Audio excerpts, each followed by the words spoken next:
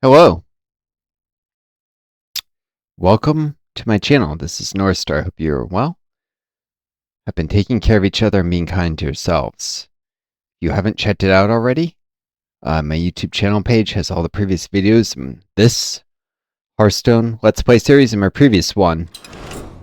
I had to break into two after 210 videos in the first series, which is a buffer that goes all the way out into I think it's early February of 2027. So at that point, I'm like, yeah, I'll create a second series. I'll run in parallel to the first. There'll still be some ability to go back and watch things chronologically as the series develops. And, if you want to see it from the very beginning, you start with the other series. You watch it. If you somehow run out of videos, you either be patient because it'll, every so often, new video will post. It's on schedule. Or maybe you come over this one and you can still watch it sort of chronological, this piece of it. I don't know. Or check out one of my other series. There's some that haven't had new videos in a long time. You can watch everything that's there chronologically, though they'll eventually get updated with new stuff like Alpha Centauri pop-up dungeon, I think, is through its buffer. Interstellar Transport Company. I mean to come back to everything that I haven't done in a while. But I got very wrapped up in this and Cell Singularity and Lord of the Rings Online. It's a wild day progression, so I've been doing these, seeing if keeping playing something that has continuity like this has progression will benefit me. Doesn't seem to be doing great, but we can try. Let's take a quick look at the Tavern Brawl. I think this is the Blood Magic one, but yep. Did until I got one win. Whatever.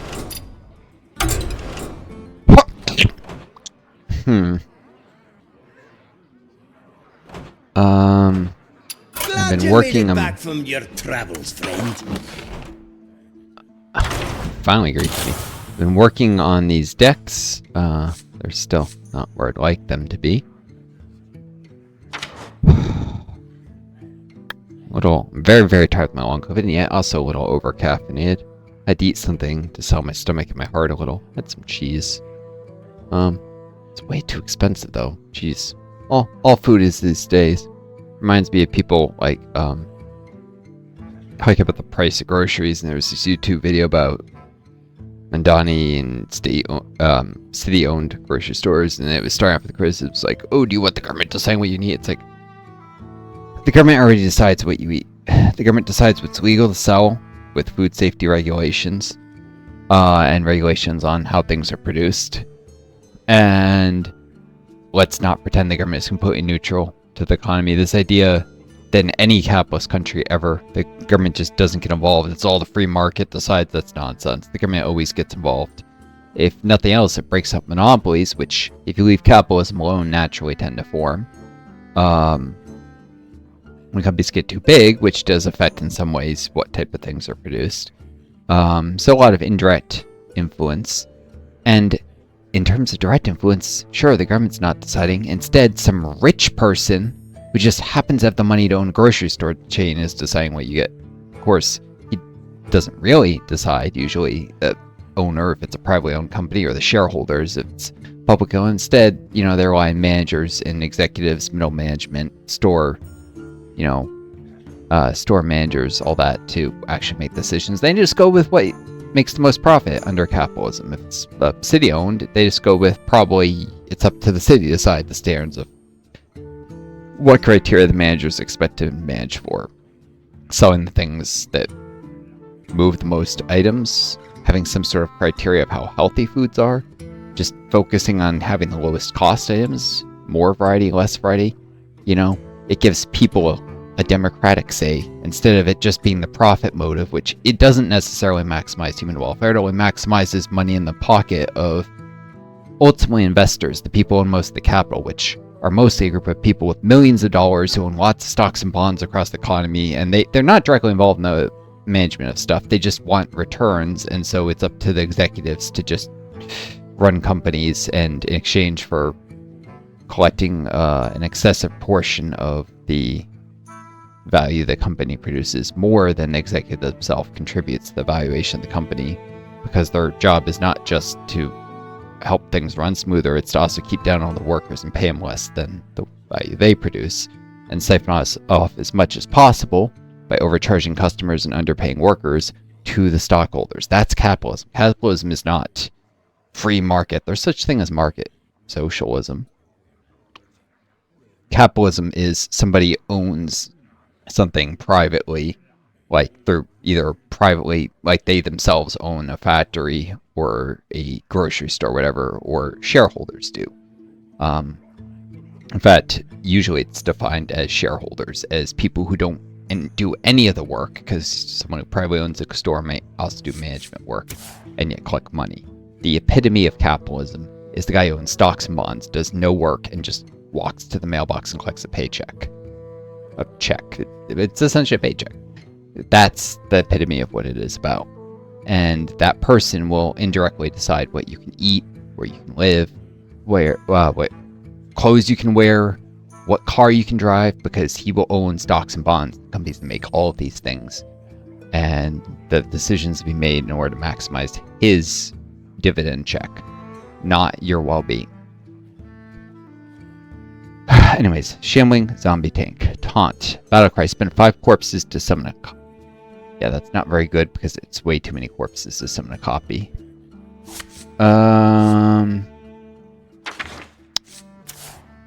If your hero's health changes turn, deal 6 damage to an enemy minion. There's not a lot of things that... Death Knight doesn't have any particular synergy with doing that. Battlecry Death Roll cards. Just looking through, seeing if there's anything I missed before that's really good. Malignant Horror is definitely not bad.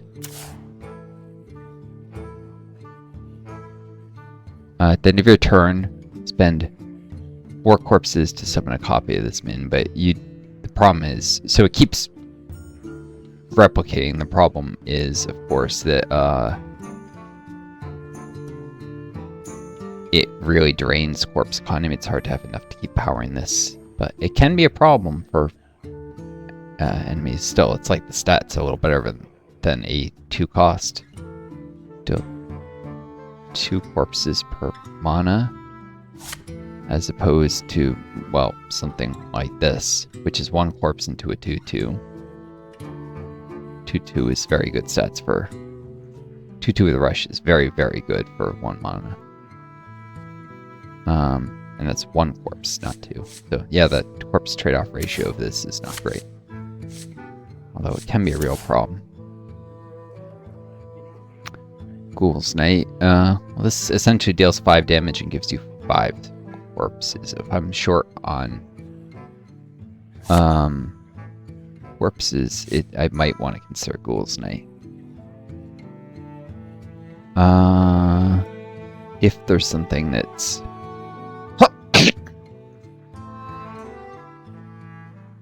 Reborn and Rush. So this deals 3 damage instead of 5 on the first turn, and then you have a 3/1, which might deal up to 3 more. 2 corpses. It's not random though. If it had a random enemy, I would say the Ghoul's Night would be better. Darkthorn Quilter. At the end of your turn, deal this man's attack damage randomly split among enemies. So it's like a 2 cost, deals 2 damage at the end of every turn, unless you can buff it. Yeah. Deal 2 damage to all enemies, draw a card. White spawn, equip a dagger. Already have a weapon equipped.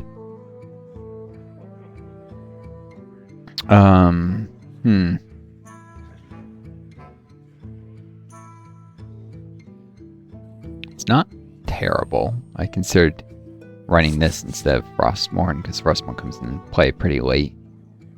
But,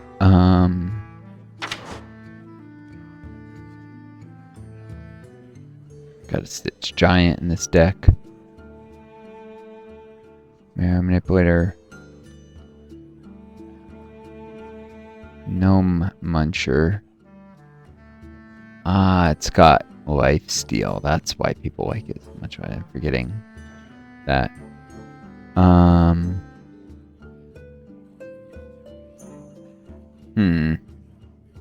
Like a third class deal. It's just, yeah, it's too expensive. Frostburn Matriarch. Battlecry, if you're holding a minion with a dark gift. No. Nope. I like cheap minions, I cannot lie. Cheap cards, actually, broadly speaking.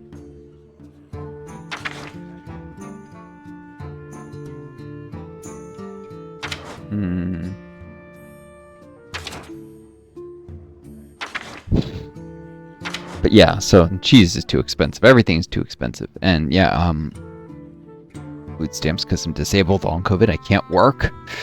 But that goes quickly, and then I have sometimes having to spend my own money if it depending when I had to flee my apartment because my psycho roommate wanted to murder me because of a chronic cough I've had since I was a child, essentially.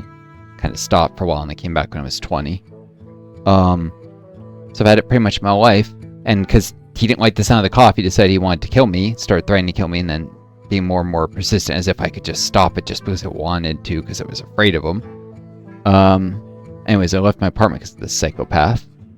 I obviously left some food behind, some more durable good stuff, and that messed up my food budget. I ended up having to spend some money of my own for food that was supposed to be, says have rent, and also Airbnbs for a while, hundreds of dollars in that, before I was able to go up to a family cabin where at least I'm not paying Airbnb costs.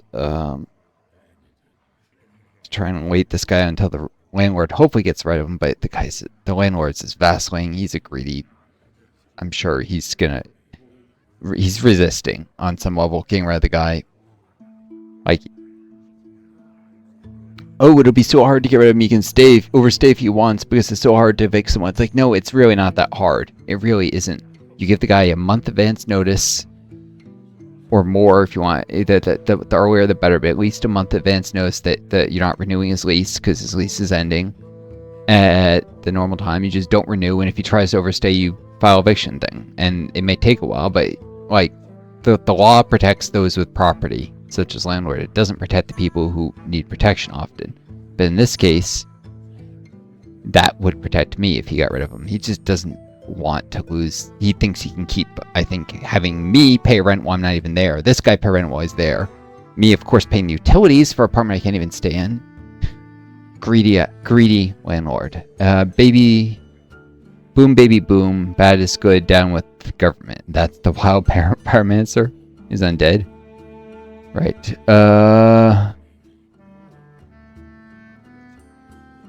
It's on the mana curve, but of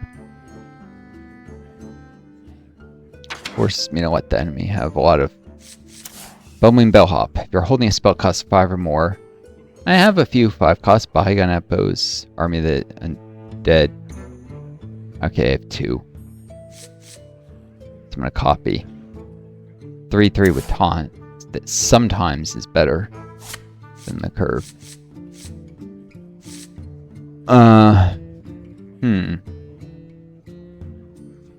Versus this has like the stats of at least a 7. Takes 3 turns of living for it to.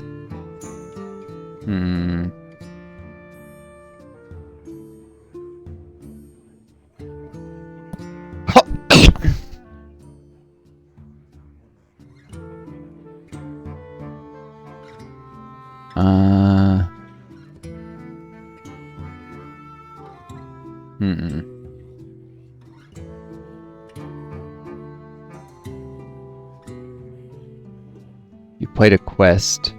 The quest being the 2 storm the gates. This game deal 3 damage to an enemy minion. Tempted to do the bumbling bellhop. Put some respect on his name. Esteban Solio Scream Cardo Grontoya de la Grosa Ramirez. Okay.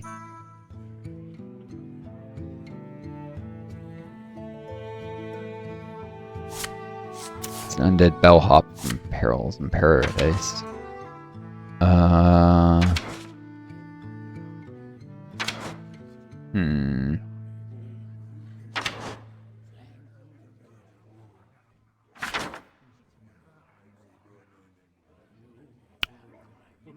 The raid leader wouldn't be a terrible thing with about to get minions over and over and over, including the ghouls. There's an argument for you putting the raid leader out. I can usually count on at least 2 attack from it.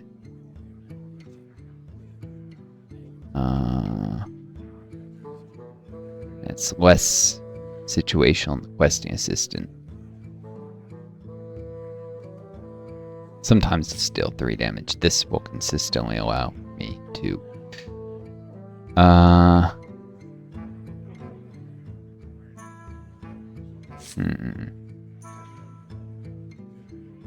raid leader. I'll have to come back to that. That's a solid choice.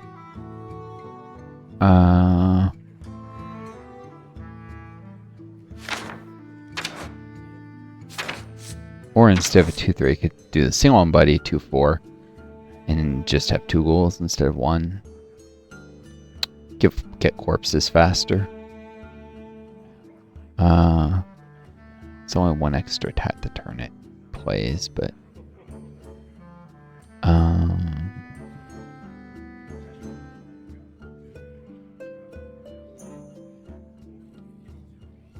combined with things like the Acolyte of Death. Plus, it's just harder to remove than the questing assistant.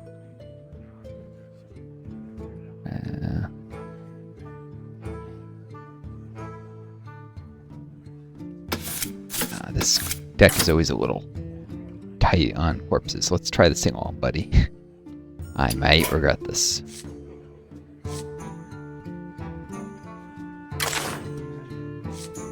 I very much might regret this.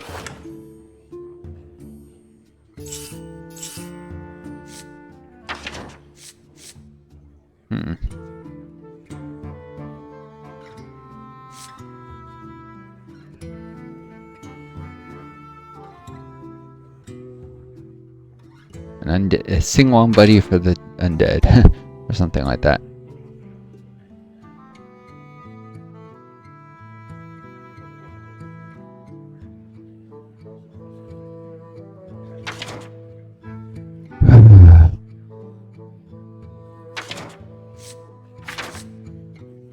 Or,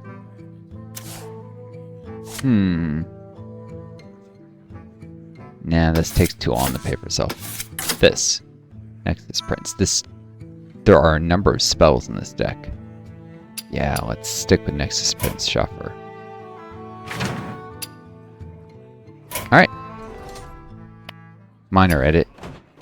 I'd rather questing assistants put in the Nexus Prince. Might regret it, but I have to give it a shot. See if I can get any use out of it. I don't love losing the control the quest assistant gave, but I don't always get the quests, so.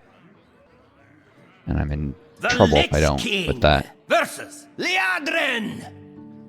Is this to be our entertainment? All will serve me in death. Facing a paladin.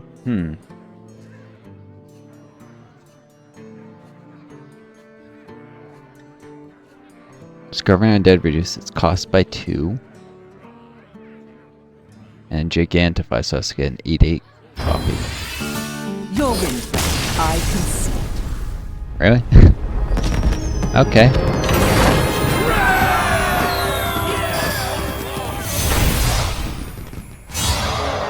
Person didn't want to wait, I guess, while I was considering my mulligan.